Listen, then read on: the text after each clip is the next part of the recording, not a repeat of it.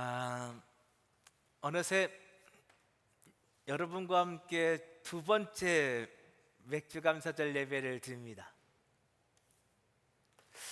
여러분 혹시 작년 맥주 감사절 설교 기억하시나요? 그런 분은 거의 안 계시겠지만 혹시 작년 맥주 감사절 설교 제목 기억하시나요? 아마 없으실 거요. 제가 제 설교 원고에는 이렇게 써놨습니다.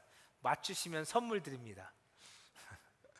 근데 아마 기억하시는 분이 없으실 것 같습니다.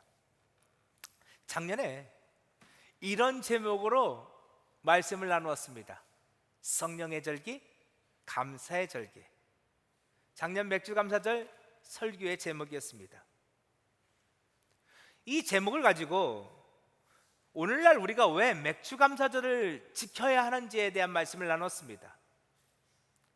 어떤 분들은 그렇게 질문해요. 목사님, 맥주감사절이 보리나 밀의 수확에 관련된 절기 아닙니까? 오늘날에는 보리 농사나 밀 농사도 짓지 않는데 왜 우리가 맥주감사절 예배를 드려야 합니까? 라고 질문하시는 분들이 있어요. 맞아요. 오늘날은 보리나 밀 농사를 짓지 않습니다. 그럼에도 불구하고 오늘날 교회 공동체는 맥주감사절 예배를 드립니다. 그리고 저는 이 맥주감사절이 우리가 지키는 부활절이나 성탄절 못지않게 매우 중요한 절기라고 저는 확신합니다. 그러면 도대체 오늘 우리가 맥주감사절 예배를 드려야 하는 이유가 무엇일까요? 맥주절은 한자로 이렇게 씁니다. 다서소 그리고 열흘순입니다. 열흘순. 그러니까 열흘이 5번 지난 다음에 지키는 절기라고 해서 맥주절입니다. 우리 그런 거 있잖아요. 한 달을 상순, 중순, 하순이라고 부르죠. 그렇죠? 한 달을 구분할 때 상순, 중순, 하순이라고 그래요. 왜요? 한 달이 30일이잖아요. 근데 상순에 첫 번째 열흘이 있고 두 번째 열흘이 있고 세 번째 열흘이 있다는 뜻 아닙니까? 그것처럼 이 순자는 열흘을 뜻하는 순이에요. 성경에서 오순절은요 6월절이란 절기로부터 50일이 지난 5개의 순이 지난 때를 가르치는 절기가 오순절입니다. 그런데 이 오순절날 우리 기독교 역사상 매우 중요한, 정말 중요한 사건이 하나 벌어졌습니다. 그게 뭐죠? 자, 사도행전 2장을 볼까요? 오순절날 성령이 임하셨습니다. 그리고 그 성령으로 말미암아 이 땅 가운데 뭐가 세워졌어요? 교회 공동체가 세워졌습니다. 성령 받은 제자들이 예루살렘 거리거리로 나가 예수를 그리스도라고 선포하였을 때 성령이 사람들에게 임하기 시작했고 바로 그 순간 이 땅 가운데 최초의 교회 공동체가 태동하게 되었습니다. 작년에도 보았지만 주보 맨 앞을 보면 교회 설립일, 부여제일교회 설립일이 기록되어 있습니다. 부여제일교회 설립일은 1911년 8월 20일입니다. 어느새 114년이나 되었습니다.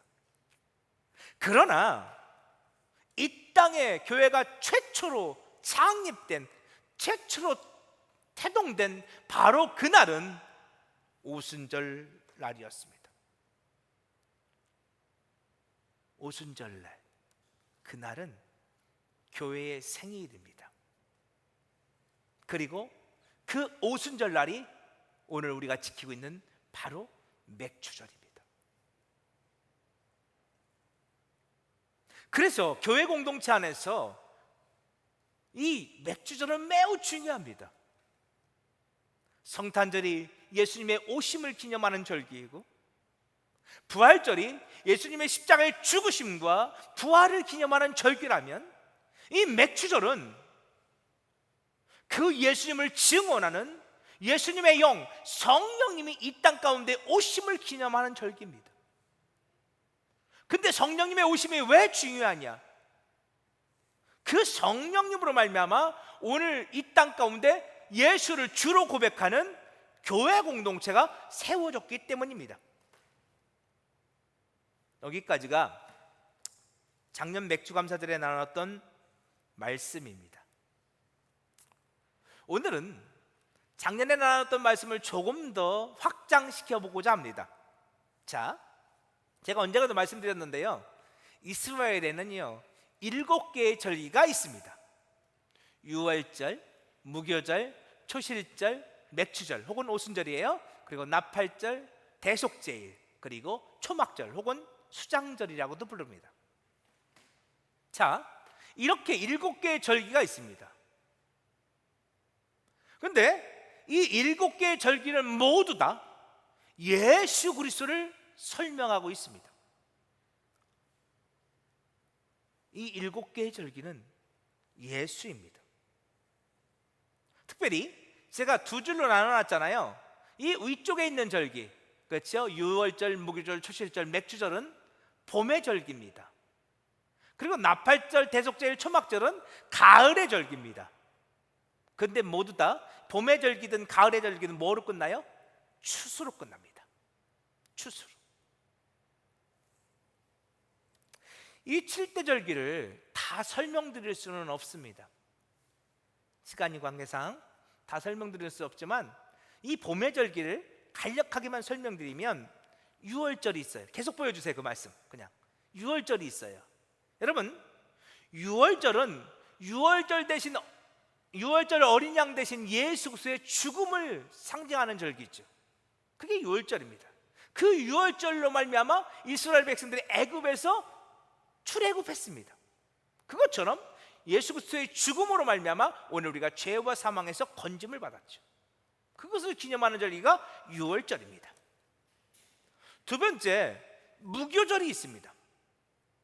무교절은 유월절과 무교절은요 그냥 붙어 있어요. 유월절 바로 그 다음날부터가 무교절이거든요. 일주일간. 근데 이 무교절은 예수와 함께 죽은 성도들을 뜻합니다. 이제 그들에게는 누룩이 없습니다. 무교절은요 누룩 없는 빵을 먹는 절기거든요. 내가 예수 안에서 죽었습니다. 나는 이제 그 예수로 말미암아 모든 죄에서 용서함을 받았습니다. 누룩 없는 빵을 먹으며 유월절을 넘기신 예수 그리스도의 십자가에서 흘리신 그 피가, 그 보혈이, 그 죽으심이 나의 모든 죄를 씻었음을 고백하는 절기가 무교절입니다. 세 번째로는 초실절이 있습니다. 초실절은 부활의 첫 열매가 되시는 예수 그리스도의 부활을 예표하는 절기가 초실절입니다. 예수의 부활이 곧 나의 부활이 될 것입니다. 그리고 이제 그 초실절로부터 50일이 지나면, 그렇죠? 7주가 지나면 오순절, 맥주절이 시작되어집니다. 맥주절의 또 다른 이름은 오순절이라 말씀드렸습니다. 신약으로 오면 그날 성령님이 강림하셨고 그 성령을 말미암아 이 땅 교회 가운데 교회 공동체가 세워졌습니다. 그것을 기념하는 절기가 맥주절입니다. 자, 근데 여기서 이 절기, 이 봄의 절기를 여러분이 기억하실 때 반드시 기억해야 하는 것이 있습니다. 자, 보세요. 예수님이 죽으심과 부활은 며칠 차이가 납니까? 예수님이 며칠 만에 부활하셨죠? 죽으신 지? 3일 만에 부활하셨습니다. 그렇죠? 그러니까 예수님의 죽으심과 부활은 불과 3일 차이입니다. 그것처럼 유월절, 무교절, 초실절은 불과 3일 차이에 불과합니다. 그러니까 이 유월절, 목요절, 초실절이 엄청 시간이 떨어져 있는 게 아니에요. 유월절이 시작되어지고 바로 그 다음 날부터 무교절이 시작되어집니다. 그리고 첫 번째 안식일 날부터 이제 초실절이 시작되어집니다. 그러니까 이건 그냥 거의 같은 시대, 동시대에 유월절, 무교절, 초실절이 찾아온다고 봐도 무방합니다. 지금 우리가 쓰고 있는 우리의 달력으로 치면 4월 중순 또는 4월 말 정도에 이 유월절, 무교절, 초실절이 찾아옵니다. 근데 이 유월절, 무교절, 초실절, 특별히 초실절이라고 하잖아요. 이 초실절은요, 첫 번째 곡식을 수확하는 절기라고 해서 초실절이거든요. 근데 이 초실절은 뭐의 수확과 연관이 되어 있을까요?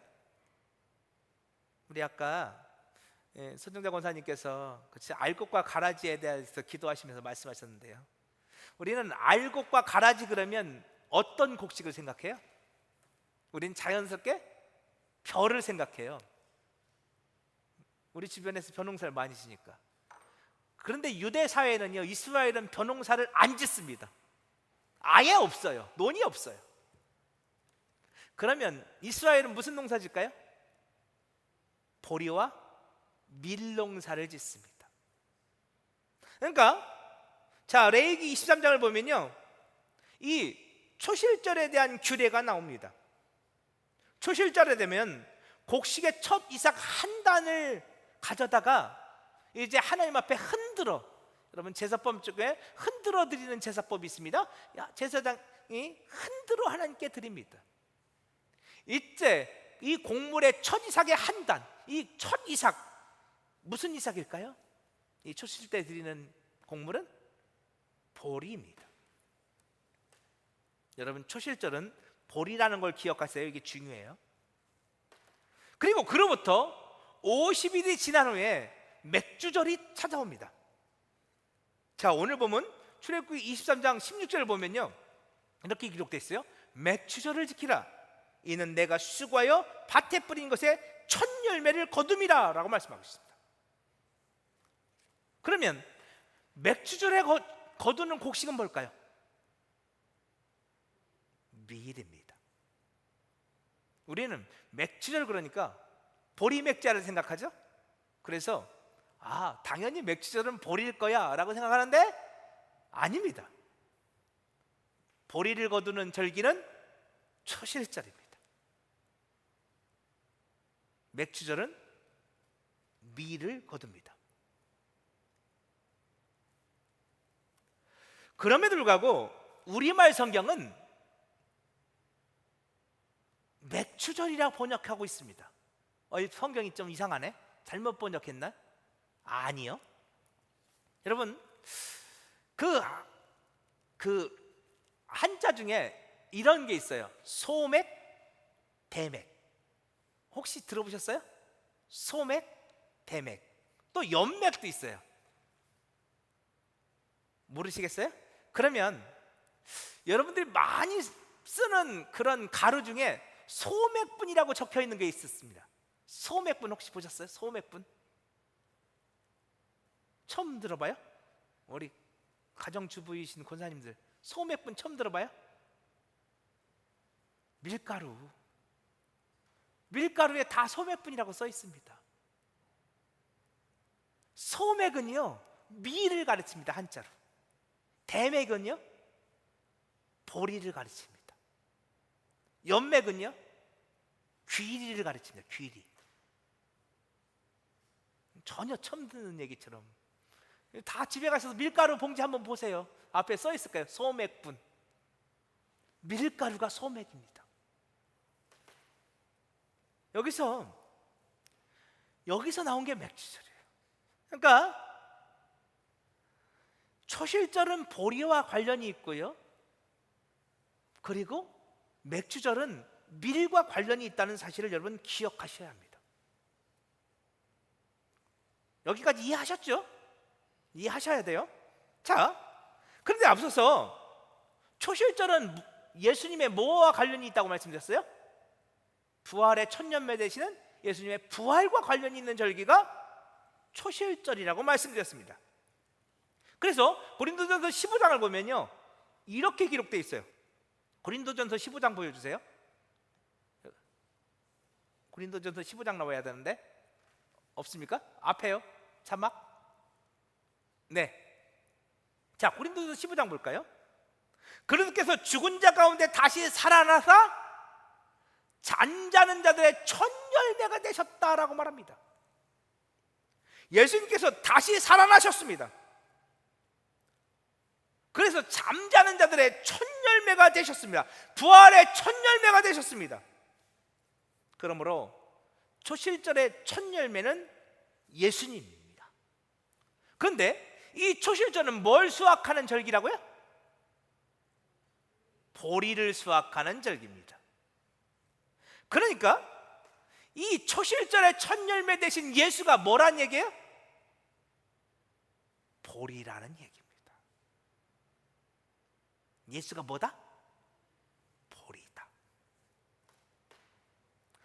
그런데 여러분, 그러면 성경에서 보리가 어떻게 사용되는지를 여러분이 이해하셔야 돼요. 여러분, 성경에서 보리 그러면 생각나는 장면, 혹시 보리 그러면 생각나는 장면, 요한복음 6장에 오병이어가 생각나야죠. 자, 요한복음 6장을 보면 한 어린아이가 예수님께 보리떡 5개와 물고기 2마리를 가져옵니다. 예수님은 그것을 통해서 놀라운 기적을 나타내시는데요, 여러분, 여기서 보리떡 5개가 뭘 상징해요? 보리떡 5개. 여러분, 이 오는, 성경에서 오는 모세 오경 율법을 가르칩니다. 그러니까 보리떡 5개는 모세 오경을 가리킵니다. 그리고 조금 더 구체적으로 보면 그 모세 오경이 가르치고 있는 창세기, 출애굽기, 레위기, 민수기, 신명기가 가르치고 있는 궁극적인 그걸 가르치고 있는 예수 그리스도를 상징하고 있습니다. 여러분, 이 보리떡 5개는 예수입니다. 그런데 여러분, 왜 예수가 보리떡일까요? 성경에서 보리떡은 가난한 자들이 먹는 음식입니다. 제가 어렸을 때만 해도요, 보리밥을 먹었어요. 근데 제가 어렸을 때만 해도요, 쌀밥을 먹는 아이들이 있었어요. 그러면 그걸 어떻게 구분해요? 어떤 집은 쌀밥을 먹고 어떤 집은 보리밥을 먹어요? 어떤 집이 쌀밥을 먹어요? 부잣집이요. 부잣집이요. 가난한 집은요? 보리밥을 먹습니다. 유대 사회는요 조금 다릅니다. 부자는 무슨 빵을 먹을까요? 유대 사회는 빵을 먹는데 밀로 만든 빵을 먹습니다. 가난한 사람들은요 보리로 만든 빵을 먹습니다. 요즘은 건강식이어서 보리빵을 먹는데 유대 사회에서는 가난한 자들은 보리로 만든 빵을 먹었고 부유한 자들은 밀로 만든 빵을 먹었습니다. 보리는 가난한 자들이 먹는 음식입니다. 보잘것없는 음식, 거칠거칠하고 척박한 음식이 보리입니다. 이걸 다른 말로 말하면 별로 인기가 없는 음식입니다. 우리 고린도전서 12장 1장 말씀 볼까요? 십자가에 못 박힌 예수가 있습니다. 그 예수가, 그 십자가에 못 박힌 예수가 어떤 이들에게는 꺼리끼는 것입니다. 어떤 이들에게는 미련한 것입니다. 그 십자가에 못 박혀 죽은 예수가 어떤 이들에게는 보리떡에 불과합니다. 인기가 없습니다. 척박한 음식입니다. 거칠거칠하고 맛이 없는 음식입니다. 그런데 어떤 이들에게는 그 예수가 하나님의 능력이요 하나님의 지혜입니다. 다시 말해서 구원받지 못한 사람들에게는 그 예수가 보리떡에 불과합니다. 구원받지 못한 사람들에게는 그 예수는 꺼리끼는 것이고 미련한 것입니다. 십자가에서 죽어버린 예수, 그 예수는 인기가 없습니다.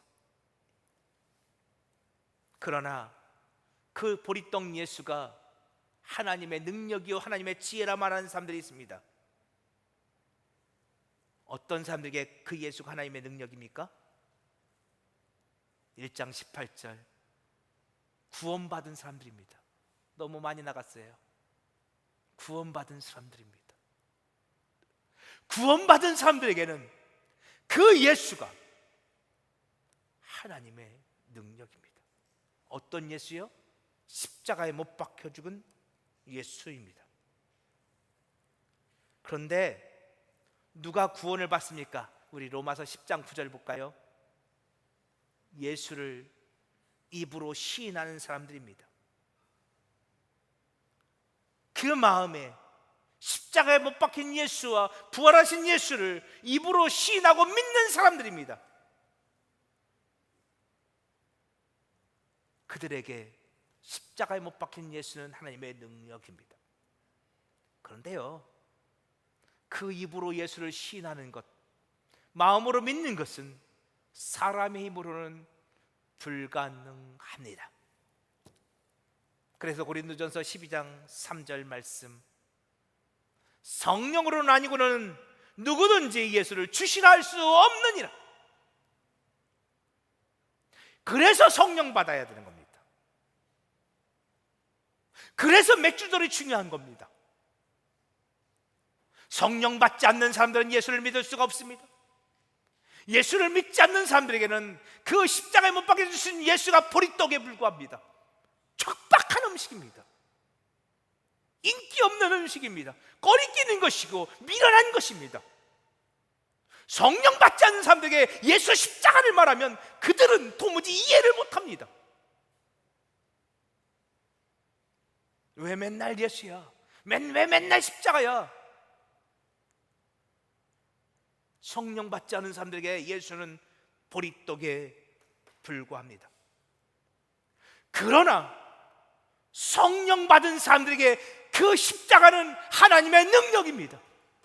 하나님의 지혜입니다. 어떤 능력입니까? 나 같은 죄인을 구원하시는 하나님의 능력입니다.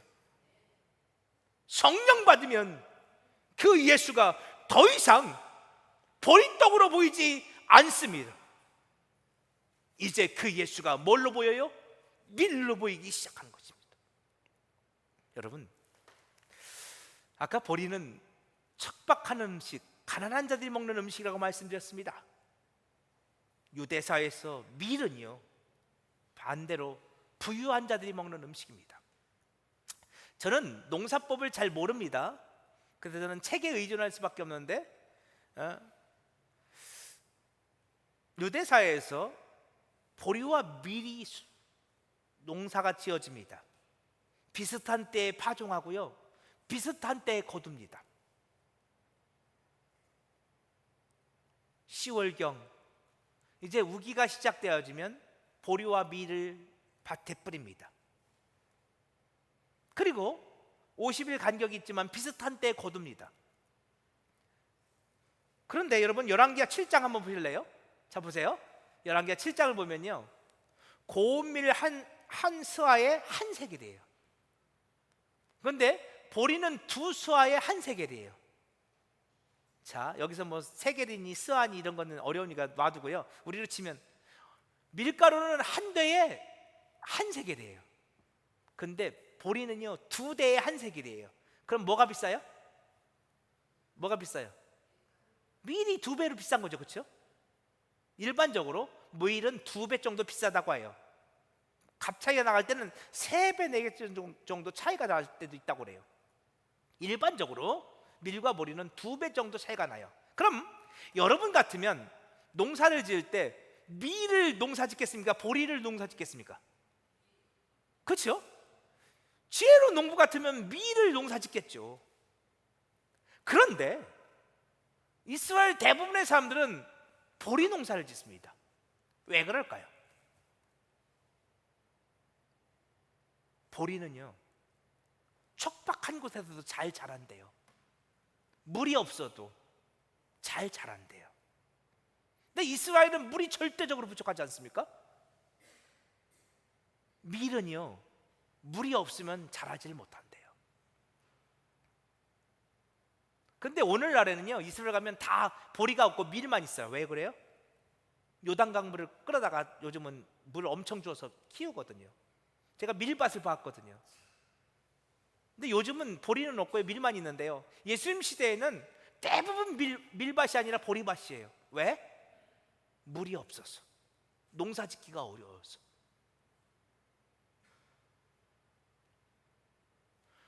값이 싼 줄 알아요. 척박한 줄 알아요. 척박한 음식인 줄 알아요. 그래도 대부분의 이스라엘 농부들은 보리 농사를 져요. 농사 짓기가 밀은 어려우니까. 그리고 대부분 이스라엘의 가난한 백성들이 뭘 먹어요? 보리를 먹고 사는 거예요. 밀을 먹고 싶어요. 근데 밀은 너무 비싸요. 부유한 자들이야 먹을 수 있어요. 그래서 밀은 부유한 자들의 양식이에요.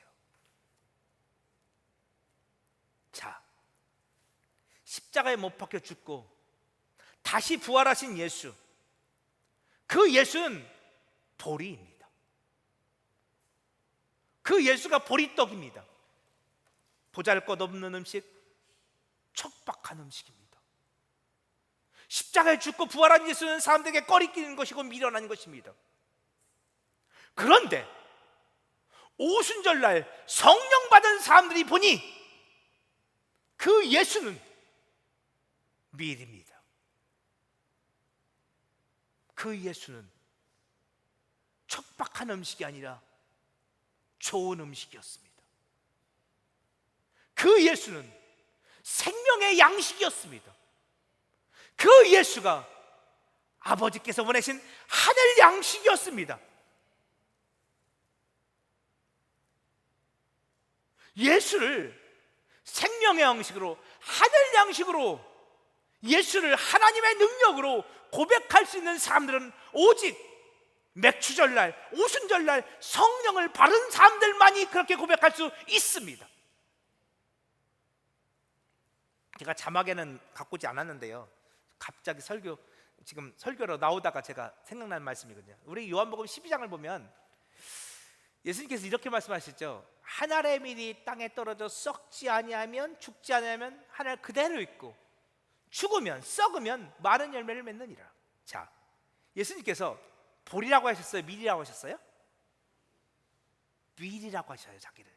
근데 여러분, 여기서 땅에 떨어져 썩어서 죽는 그 밀이 누구예요? 예수님 당신을 지금 말씀하고 계시는 거거든요. 예수님은요, 보리예요. 척박한 음식이에요. 근데 예수님은 요한복음 12장에서 내가 밀이야 라고 말씀하셨어요. 내가 좋은 양식이야. 내가 너에게 생명을 주는 양식이야. 내가 하늘 양식이야. 예수님은 스스로를 그렇게 밀이라 말씀하세요. 내가 죽을 때, 내가 십자가에서 죽을 때 너희가 살게 될 거야 라고 말씀하시는 것이죠.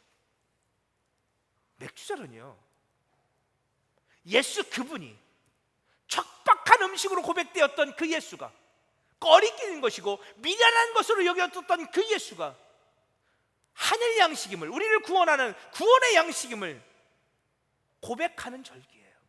어떤 사람들이요? 성령 받은 사람들이요. 그런데요, 여기에 또 하나의 아주 중요한 숨겨진 의미가 있어요. 자, 우리 출애굽기 23장 16절 보세요. 맥주절을 지키라. 이는 내가 수고하여 밭에 뿌린 것에 첫 열매를 거둠이라. 맥주절에 거두는 이 열매, 첫 열매, 이것을 가지고 맥주절을 지키는 거예요. 맥주절은요, 미래 첫 열매로 지키는 절기예요. 근데 여러분, 왜 첫 것일까요? 왜 첫 것일까요? 성경에서 첫 것이 중요한 것이 있어요. 자, 출애굽기 13장을 볼까요? 하나님께서 처음 난 것은 다 뭐라고 말씀하세요? 다 내 거야 라고 하십니다. 처음 난 것은 다 내 거야. 우리가 앞에서 본 것처럼 하나님의 아들 예수 그리스도께서 부활의 첫 열매가 되셨습니다. 그것처럼 맥주절을 지키며 하나님의 사람들이 첫 열매를 하나님께 드립니다. 자, 그 맥주절날 성령 강림을 통해서 이 땅의 첫 열매 되신 예수님, 그분으로 말미암아 태동한 하나님의 첫 열매들이 있습니다. 하나님의 것들, 그게 뭘까요? 그게 바로 교회 공동체입니다. 하나님의 것, 하나님의 몸 된 교회 공동체. 여러분, 그 교회 공동체가 맥주절의 첫 열매입니다. 그런데 오늘 본문에서 우리가 아직 읽지 않은 부분이 있습니다. 자, 오늘 우리 출애굽기 23장 16절, 자, 우리 빨간 부분, 지금까지 앞에 부분 읽었는데요, 뒤에 부분을 읽지 않았어요. 우리 빨간 부분 같이 한번 읽어봅시다. 시작. 수장절을 지키라. 이는 내가 수고하여 이룬 것을 연말에 밭에서부터 거두어 저장함이니라. 아멘. 아까 초막절, 그게 수장절이라 말씀드렸어요. 가을절기예요. 가을에 거두는 절기, 수장절이 있습니다. 여러분, 맥주절은 봄의 추수를 말한다면 이 수장절은 가을의 추수를 말합니다. 그리고 이 맥주절이 첫 번째의 추수를 상징하고 있다면 이 수장절은 마지막 때의 추수를 상징하고 있습니다. 마지막 추수의 때가 있을 것입니다. 아까 우리 서정대 권사님 기도하신 것처럼 알곡과 가라지를 구분할 때가 있을 것입니다. 그런데 그 마지막 추수의 일꾼으로 누구를 쓰시는 것입니까? 그 맥주절에 태동되어진 바로 그 교회 공동체를 사용하실 것임을 말씀하시는 것입니다. 그 교회 공동체가 땅끝까지 이르러 복음을 증거하게 될 것입니다. 그래서 그 맥주절과 수장절 사이에 나팔절이 있고 대속제일이 있는 겁니다.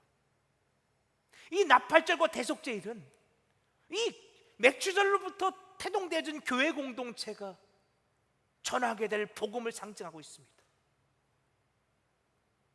그리고 그들로 말미암아 대속제일날 많은 이들이 주께로 돌아오게 될 것입니다. 그리고 마지막 추수의 때가 있을 것입니다. 주님은 그 교회 공동체를 통해서 이제 마지막 추수의 때 알곡들을 거두어 드실 것입니다. 자, 이제 말씀 하나만 보고 말씀 마치겠습니다. 야고보서 1장 말씀 한번 볼까요? 여러분이 이해하기 쉽게 세 번역을 갖고 왔어요. 자, 제가 읽어볼게요. 그런 뜻을 정하셔서 진리의 말씀 우리를 낳아주셨습니다. 그래야 그는 우리를 피조물 가운데 첫 열매가 되게 하셨습니다. 여러분, 여기서 말하는 우리는 교회 공동체를 말합니다. 교회 공동체는 진리의 말씀으로 나아진 공동체죠. 맥주절에 진리의 말씀, 성령님이 그 말씀을 풀어주실 때 그 진리가 예수님임을, 예수에게 생명이 있음을, 예수가 나를 구원하셨음을 그 맥주절에 성령님을 통해서 우리는 깨달아 알게 되었습니다. 이제 교회 공동체는 진리의 말씀으로 태동되었습니다. 그리고 하나님은 그 교회 공동체를 모든 피조물 가운데 첫 열매로, 구원의 첫 열매로, 하나님 나라의 첫 열매로 사용하시는 것입니다. 예수님께서 부활의 첫 열매가 되셔서 오늘 우리를 부활 가운데로, 하나님 나라 가운데로 인도해 가신 것처럼 주님은 그렇게 맥주절에 태동된 그 교회 공동체를 통해서 구원의 첫 열매를 사용하시는 것입니다. 그리하여 마지막 추수의 때에 교회 공동체를 통하여 뿌려진 복음의 씨앗이 뿌려지고 구원받고 주께 돌아온 그 알곡들이 주님의 창고에 거두어들여지는 놀라운 축복을 경험하게 되게 되는 것입니다. 그 일을 주님께서 누구를 통해서 하시겠다고요? 교회 공동체를 통해서 하시겠다고 하시는 것입니다. 그래서 맥주절이 중요합니다. 여러분, 맥주절은요, 교회가 시작된 절기입니다. 맥주절은요, 보리떡 대신 예수가 하늘 양식으로, 생명 양식으로 고백되는 절기입니다. 그런데요, 여기서 또 하나가 있어요. 자, 하나님께서 그렇게 해서 우리를, 교회 공동체를 사용하십니다. 이제 오늘 우리를 구원의 첫 열매로, 부활의 첫 열매로 오늘 우리를 사용하십니다. 우리를 통해서 땅끝까지 이르러 주의 증인 되게 하시고 세계 열방을 구원하게 하실 것입니다. 그때 우리는 알게 될 거예요. 나 같은 죄인 살리신 주님의 은혜 너무 놀라워. 내가 과거에 그 보리떡이었죠. 내가 그 보잘것없는 자였습니다. 그런데 맥주절 성령 강림을 통하여 그 보잘것없는 보리떡에 불과했던 바로 내가 예수와 연합하게 되었고 거룩한 자가 되었고 주의 증인이 되었고 내가 세상에 누구보다도 가치 있는 자, 주님의 거룩한 백성, 택하신 족속이 되었습니다. 제사장 나라가 되었습니다. 보리떡 같았던 내가 주님 안에서 주와 동행하면서 밀과 같은 가치 있는 자가 되었습니다. 이것을 고백하는 절기가 백주감사절입니다. 그래서 우리는 맥주절을 지키는 것입니다. 여러분을 둘러보십시오. 우리는 여전히 연약합니다. 우리는 여전히 보잘것없습니다. 우리 부여자일교회 여전히 미약합니다. 그러나 우리는 반드시 정금처럼 쓰임받게 될 것입니다. 우리는 반드시 이 땅 가운데서 생명을 살리는 축복의 통로로, 구원의 통로로 하나님 앞에서 사용되게 될 것입니다. 세상에서 형편없었던 바로 내가 말입니다. 나를 교회 삼아 주시고 나를 통하여 생명의 사는 역사들을 경험케 하실 것입니다. 사랑하는 부여자의 가족 여러분, 오늘 저와 여러분에게 꿈이 생기기를 원합니다. 나를 통해서 한 생명이 사는 꿈 말입니다. 아직 그 감격을 모르시는 분들이 있을지도 모릅니다. 누군가를 살려본 경험이 없으니까요. 누군가를 구원해본 경험이 없으니까요. 그러나 나로 말미암아 누군가가 구원받는 역사를 경험할 수만 있다면 저는 확신합니다. 그 감격이 얼마나 감사한 일인지. 나 같은 죄인을 통해서 누군가를 살려내시고 나 같은 죄인을 통해서 누군가를 구원해내셨군요. 나 같은 죄인을 마지막 때의 추수의 일꾼으로 사용해 주시니 주님 감사합니다. 우리는 분명히 고백할 수 있습니다. 저 여러분 가운데 그 놀라운 믿음의 고백들이 생겨나기를 축복합니다. 하나님이 그렇게 우리를 사용하십니다.